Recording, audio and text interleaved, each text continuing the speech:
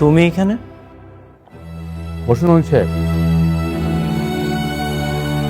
আসসালামু আলাইকুম দর্শক, আজকের পর্বে গরিব ঘরের রাজপুত্র নাটক নিয়েছে এক ভয়ঙ্কর মোড়, যেখানে ভালোবাসা পরিণত হয়েছে প্রতিশোধে আর অপমানের আগুন আজ জ্বালিয়ে দিচ্ছে পুরো একটি পরিবারকে।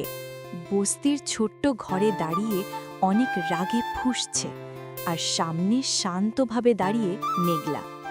অনেক রাগে কাঁপতে কাঁপতে বলে, তুমি কি ভাবছ মেঘলা, আমার টেন্ডার বাতিল করে তুমি জিতে গেছো? মেঘলা হেসে বলে, জেতা হারানা অনেক, এটা হিসাব মেটানো।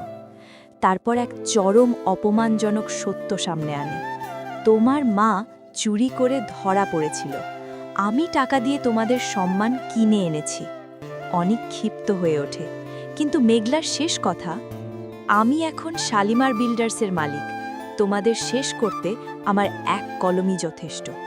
অনিকের বাড়িতে নেমে এসেছে অন্ধকার। অনিকের বাবা মাথায় হাত দিয়ে, সব শেষ, প্রজেক্ট বাতিল, ব্যাংকের নোটিশ, আমরা শেষ হয়ে যাব। অনিকের মা কান্নায় ভেঙে পড়ে, আমি জানতাম না মেঘলা এত বড় কিছু হয়ে যাবে।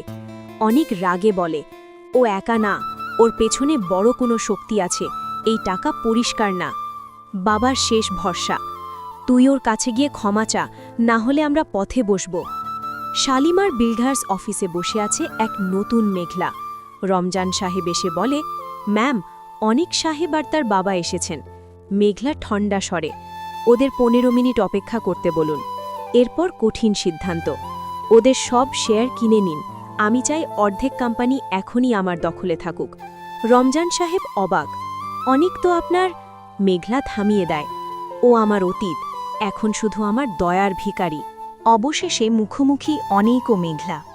অনিকের বাবা কাঁপা গলায়, মেঘলা মা, তুমি তো আমাদেরই মেয়ে।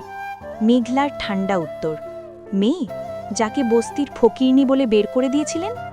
তারপর অনিককে, তুমি না বলেছিলে আমি নাইট ক্লাবে যাই? অনিক চুপ। মেঘলা শেষ আঘাত, ওই নাইট ক্লাবটাই আমার বাবার ছিল, আর এখন আমার। মেঘলা একটি চেক বই বের করে, এই নাও অনিক, তোমাদের কোম্পানি আমি কিনতে চাই। আজ থেকে তোমরা আমার কর্মচারী হয়ে কাজ করবে, রাজি থাকলে সই করো, না হলে এক্ষুনি বের হয়ে যাও। অনিক আর তার বাবা স্তব্ধ। চারদিকে নেমে আসে নিস্তব্ধতা, আর বাজতে থাকে টান টান উত্তেজনার মিউজিক। মেঘলাকে সত্যি অনিককে নিজের কর্মচারী বানাবে, নাকি অনিক ফিরে আসবে নতুন ষড়যন্ত্র নিয়ে? জানতে হলে চোখ রাখুন গরিব ঘরের রাজপুত্র নাটকের পরবর্তী পর্বে।